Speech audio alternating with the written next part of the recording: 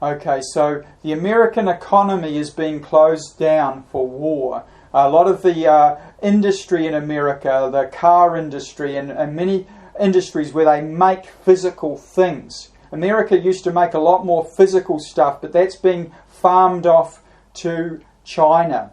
So the economic system is now in the process of being broken down, and whole industries are being closed down, the car industry, etc. First there is a financial collapse, unemployment, discontent, rioting, then military curfew, civil war, and then world jihad or whatever. You know, we've got all sorts of crazies in the world that want to do all sorts of wicked things. And so America's days are numbered. And I say that with great sadness. And not only is America's days numbered, but so are ours here in Australia. Okay, when America goes down, we go down. We're all in this together. This is about the lost tribes of the house of Israel. Again, I'm not saying everybody in America is from the lost tribes any more than everybody in Australia is from the lost tribes. But they're here.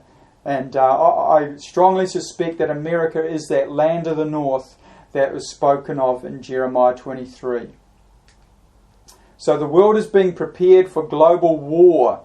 And before World War II happened, we had the economic collapse called the Great Depression, and that caused in Germany people were taking suitcases and wheelbarrowfuls of money home.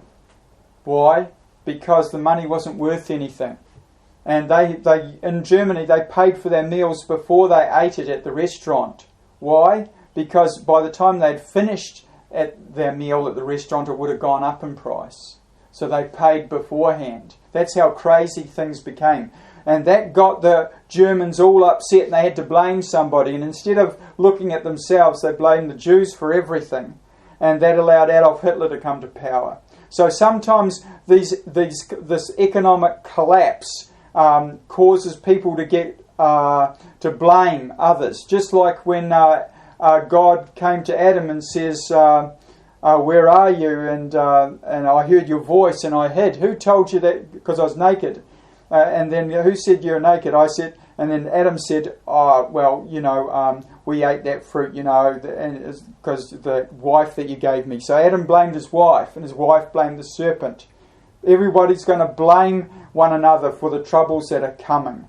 And many people will betray one another. We've had those Big Brother shows and those Survivor shows on television, programming people in America and Australia and elsewhere to do each other in, to be the last man standing, and to do whatever it takes to betray others and to push them off the island.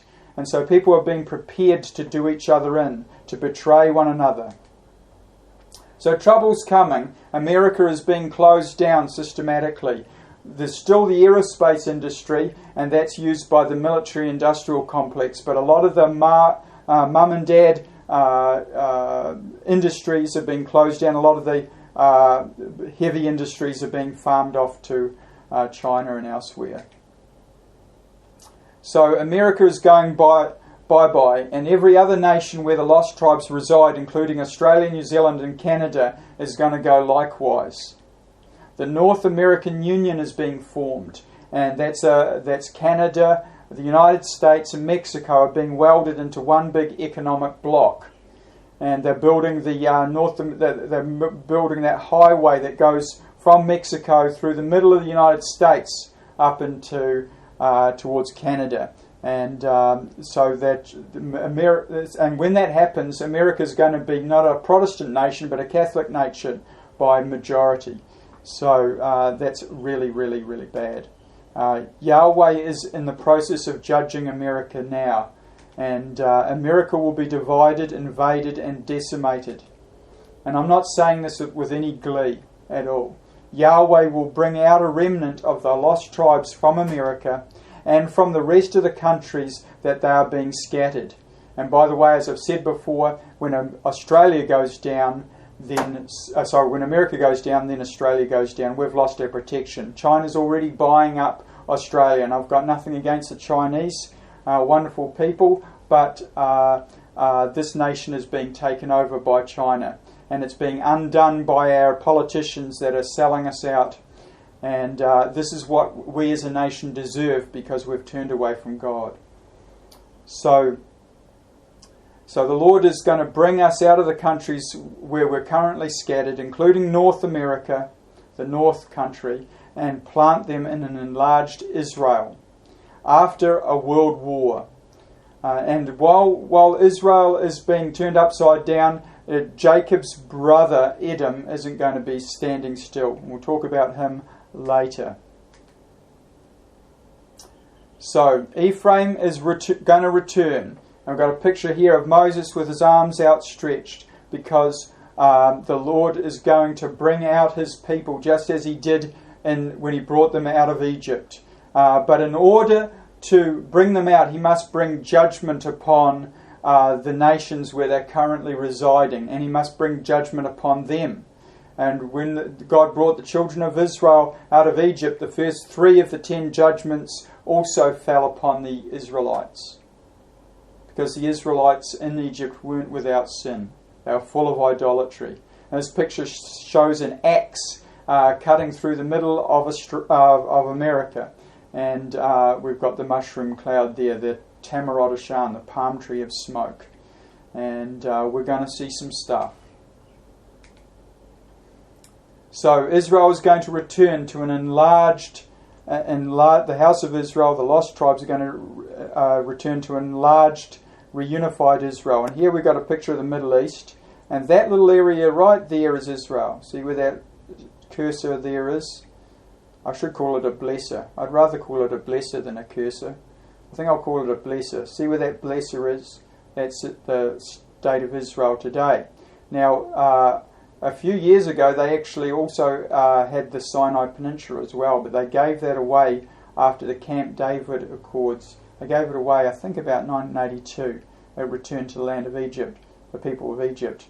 But it's actually that land is actually allotted to Israel, because Israel is to be the land between the rivers.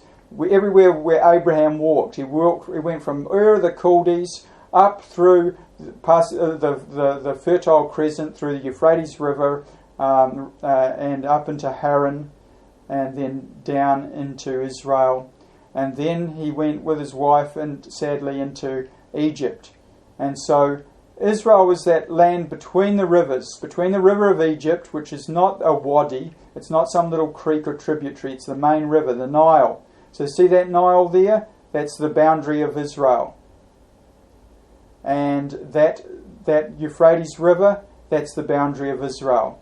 And everywhere in between is actually, including the whole Sahara, the whole Arabian Peninsula, that whole area there, which is filled with sand dunes and Bedouin Arabs or whatever, that whole area is actually the land of Eden, the land between the rivers. We don't see all the rivers there now as it was described in the book of Genesis, because the topography was changed not only after the flood, but in the days just after the Tower of Babel incident, in the days of Peleg, it says that the earth was divided. The earth was divided. So that's what's happening. That's what's happened to the topography. We had 4 rivers: the river Pishon, Hiddekel, Euphrates, and Gihon. And now we only have the river Euphrates. The Nile might be one of those rivers too, of Eden. But there's another one that goes through the middle of Israel underground called the Gihon River. And we know that the Gihon goes through there because the name of a little spring or tributary in Jerusalem was called the Gihon Spring. We know when Yeshua comes to the Mount of Olives, it splits in half and water gushes out, and that is the Gihon River, the subterranean Gihon River. Praise the Lord. So we're returning to the land of Eden. We're returning. Just as Adam was sent from Eden, so all Israel, which is Adam, is returning to the land of Eden. And that's why the enemies of Israel are coming against Israel today.